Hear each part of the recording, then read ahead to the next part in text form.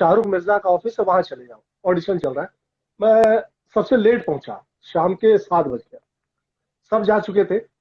एक दुबला पतला सा लड़का बाहर निकला, हल्का यहाँ मसे का दाग, वो राजकुमार आर पांडे थे। दुबले पतले, दुबले पतले से थे। मैं बात कर रहा हूँ 2001 की। राजी बाहर आए। ओ। बाहर आके उन्होंने मुझसे बोला कि हाँ बोलो। मैंने कहा मेरा नाम संजय पांडे है, मैंने सुना है ऑडिशन चल रहा है। बोले यार तुम तो बहुत लेट आए, तो सब चले गए। मैं डायरेक्टर हूँ राजकुमार पांडे। मैंने कहा ओके सर। बोले एक पेज है, कितनी देर में याद कर लोगे? मैंने कहा सर मैं 10 मिनट। 10 मिनट में एक पेज याद कर लोगे? मैंने कहा यस सर। चलो मैं तुम्हारा ही वेट कर रहा हूँ, वरना मुझे घर जाना है। मैंने कहा हाँ सर, मैं करता हूँ। 10 मिनट फटाफट फटाफट पूरा डायलॉग, भोजपुरी अवधी हिंदी मिक्स था, मैंने याद किया। वो हीरो का डायलॉग था, वो करेक्टर उस सीरियल का हीरो था, भोला। हम्म। तो भोला नहीं, गोला नाम था उसका, गोला। तो गोला का किरदार याद किया और मैं गया। मैंने कहा सर मैं रेडी हूँ। सुना, मुस्कुराए सुन के, बोले कल बता देंगे। अगले दिन फोन आया प्रोडक्शन वाले का, आप एज ए हीरो इस सीरियल में सेलेक्ट हो गए हैं। पेमेंट की बात चल रही थी। मैंने कहा इतने पैसे में नहीं करूंगा, पैसा बहुत कम दे रहे हैं आप लोग। इतने में फोन राज जी के हाथ में गया। अचानक आवाज आई, संजय मैं राजकुमार बोल रहा हूँ। मैंने कहा हाँ सर। संजय कर लो, बहुत अच्छा किरदार है, मैं कह रहा हूँ कर लो। मैंने कहा सर जितना ये दे रहे हैं उसमें से 100 रुपए बढ़ा के लूंगा। इन्होंने कहा कि बाकियों को जितना मिल रहा है। मैंने कहा 100 रुपए बढ़ना चाहिए मेरा सबसे, मैं सबके जैसे पैसे नहीं लूंगा, ज्यादा लूंगा। बोले अच्छा भाई, ललित आर्या थे प्रोडक्शन कंट्रोलर, बोले ललित जी संजय का 100 रुपए बढ़ा दो। 100 रुपए के लिए मैं अड़ गया था।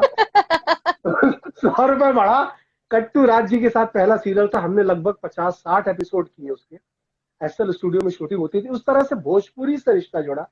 फिर राजकुमार जी ने ही पहली फिल्म बनाई कहिया डोली लेके आई बा, ये 2002 में। उस वक्त उनका फिर फोन आया कि संजय का रोल है, विलन है इसमें। मैंने कहा सर करना है। वो विलन। मेरी विलन के रूप में एंट्री थी। राज जी को पता था कि इसका इंटरेस्ट विलन में है, उनसे छुपा नहीं था। और पंचायत के बाद हमारे फैमिली रिलेशन बन गए थे, घर आना जाना था, एक बहुत अच्छे संबंध हो गए थे। तो फिर मैं गया ऑफिस, मैंने वो पहली फिल्म की कहिया डोली लेके आई बा 2002 में, एज विलन भोजपुरी में वहां से एंटर किया वाह, मतलब राजी पहले से पैसे कम करवाते ही है।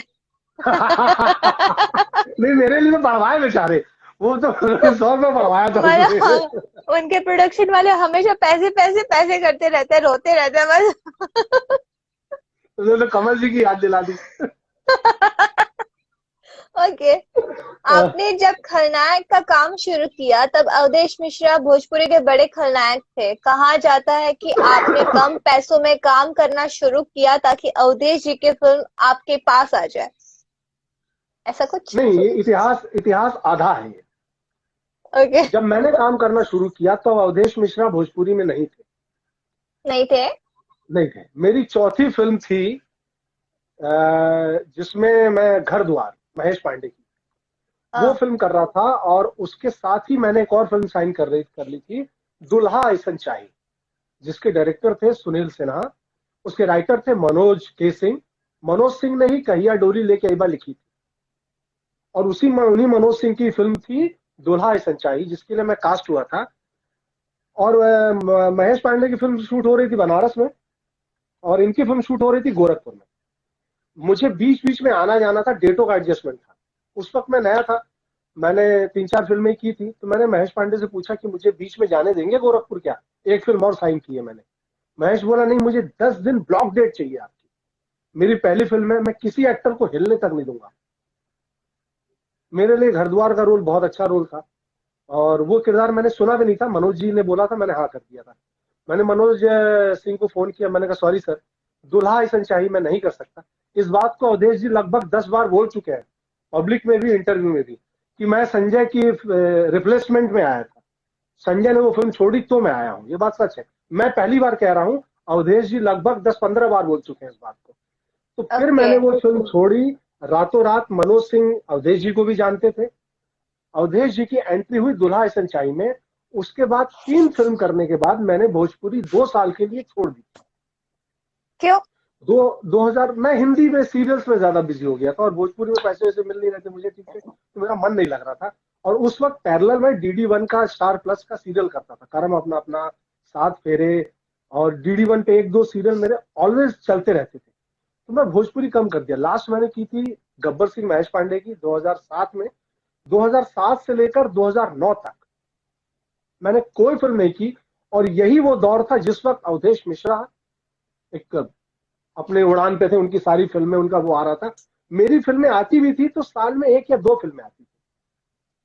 तो मैं बिल्कुल ऐसा लगता था कि लाइन में रह के भी आउट ऑफ लाइन था मैं। मेरी फिल्में दिनेश जी के साथ नहीं थी, मेरी फिल्में रवि जी के साथ एक ही फिल्म आई थी, मनोज जी के साथ कोई फिल्म नहीं थी। मैं फिल्में कर रहा था विनय आनंद के साथ, सिकंदर खरबंदा के साथ, ये मेरे हीरो थे। तो मैं बहुत साल में 1-2 फिल्में करता था। वो 2 साल में जब मैं वापस आया फिर राजी का, हाँ अभी ये घटना बड़ी इंटरेस्टिंग है। 2 साल बाद 2009 में, मैं आपके जवाब पे भी आऊंगा, 2009 में फिर एक बार राजी का फोन आया। राजी के टच में था मैं, वो फिल्में बना रहे थे, कुछ फिल्मों में उन्होंने मुझे नहीं लिया तो मैं नाराज भी था। 2009 में उन्होंने मुझे बुलाया कमालिस्तान स्टूडियो में फिल्म दीवाना के लिए। वहां पर पैच वर्क शूट हो रहा था भैया की ससुरारी का। तो मुझे बुलाया कि संजय एक फिल्म बन रही है दीवाना, जिसमें दिनेश जी हैं, पाखी हेगड़े हैं, उसमें विलन का रोल है। और जब मैंने सेट पे देखा भैया की कमालिस्तान में, तो उस सेट पे सुशील जी, ब्रजेश जी, सूर्या द्विवेदी, अयाज खान, अनिल यादव, प्रकाश जैस। मैंने कहा पंडित जी आपके सेट पे तो पूरी भोजपुरी के विलन है, मुझे काहे को ले रहे हैं? तो बोले नहीं, मैं इसमें तुम्हें चाहता हूँ और तुमसे एक लगाव है, बहुत बढ़िया रोल है संजय, ना मत करो। और बात फिर पैसे पे आ गई।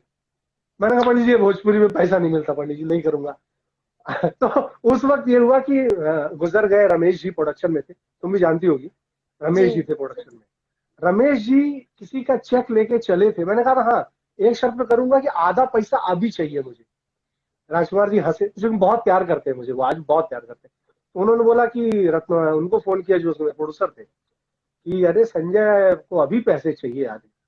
बोले तो एक चेक लेके बंदा कमालिस्तान जा रहा है, उसमें नाम नहीं लिखा है, संजय जी को चेक साइन करके दे दीजिए, वही आधा पैसा उसी में दे दीजिए, चेक भर दीजिएगा आप। सिर्फ साइन किया है मैंने, पेमेंट मैंने लिया कमालिस्तान में पूरी फिल्म की। हालांकि मेरी ईमानदारी कि फिल्म रिलीज होने के 6 महीने बाद पूरा पैसा लिया मैंने, क्योंकि फिल्म अच्छी लगी। उस तरह दीवाना फिल्म से मेरी री एंट्री हुई, कमबैक हुआ भोजपुरी में। तब तक नो डाउट अवधेश मिश्रा बहुत बड़ा नाम थे। अब आपके सवाल पे आ रहा हूं, बहुत बड़ा नाम थे।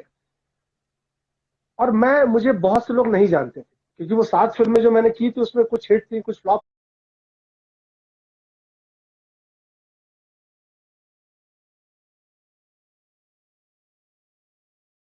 थी, बहुत ज्यादा वो नहीं था।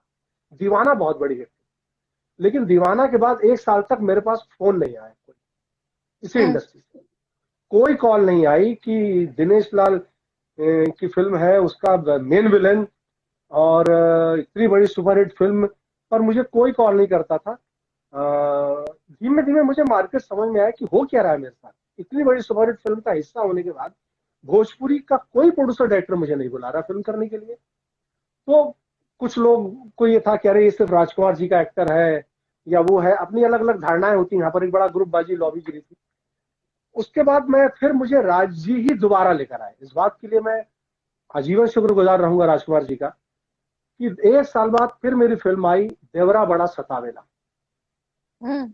1 साल बाद 7 सहेलियां आई लगातार, बैक टू बैक। देवरा बड़ा सतावेला, 7 सहेलियां, सैया के साथ मड़ैया में, दुश्मनी, वो सारी फिल्में राजकुमार जी लेकर आए थे। अवधेश कभी कभी मजाक में बोलते भी राज जी को कि आप तो मुझसे बदला लेने के लिए संजय पांडे को लाए हैं इंडस्ट्री। ये एक बहुत प्रैक्टिकल सच है काजल, कि जब अवधेश मिश्रा पीक पे थे उस वक्त एज अ विलन, तो मुझे वो पेमेंट तो लोग देंगे नहीं जो अवधेश मिश्रा को दे रहे थे। ये सच था। अगर मुझे उतना पैसा देना होता तो लोग कहते थे हम अवधेश मिश्रा को ले लेंगे। तो हम्म। आपको अपना अपना पारिश्रमिक तो कम करना पड़ता। अगर मैं अवधेश जी की जगह होता, अवधेश जी मेरी जगह होते, तो वो भी कम करते। ये एक मार्केट की स्ट्रेटेजी है, इसमें कोई मुझे नहीं लगता कोई बुराई थी। हाँ ये सच है कि उस वक्त मैं अवधेश जी क्या ले रहे थे मुझे नहीं पता, लेकिन हाँ मेरे पास जो आते थे मैं अपना एक रेट बोलता था। मैं अवधेश जी के रेट को जानकर अपना रेट नहीं बताता था कि अवधेश जी 5 ले रहे हैं तो मैं 2.5 बोलूंगा, नहीं। मैं बोलता था मैं इतने पैसे लूंगा, थोड़ा ज्यादा होता तो वो बोल देते थोड़ा कम कर दीजिए। पर हाँ ये सच है कि वो अवधेश जी से कम होते थे, पर मैंने जानबूझ के ओके। कोई स्ट्रेटेजी नहीं बनाई थी। ओके। खलनायक से अचानक आप कुछ फिल्मों में कॉमेडी करते नजर आए और आपको कॉमेडी का अवार्ड भी मिला।